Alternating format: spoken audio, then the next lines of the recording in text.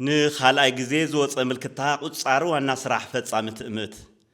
በዓል ሓደራ ቦርድ ትእምት በቲ ኣብ ታሕቲ ዝተጠቐሰ ናይ ስራሕ መደብ ሰራሕተኛ ወዳዲሩ ክቆፅር ይደሊ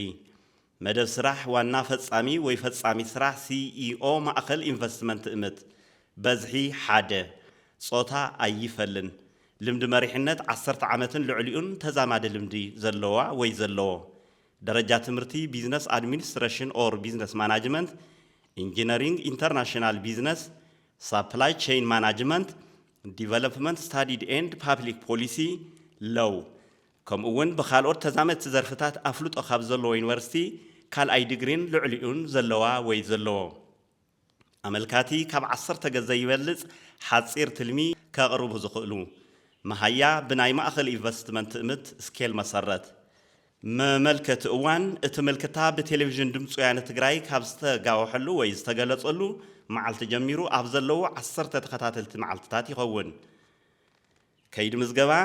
ኣመልካቲ ዘለዎ መረዳእታ ብዝተዓሸገ ፖስታ በኣካል ቀሪቦም ወይ ድማ ብኢሜል ኣድራሻ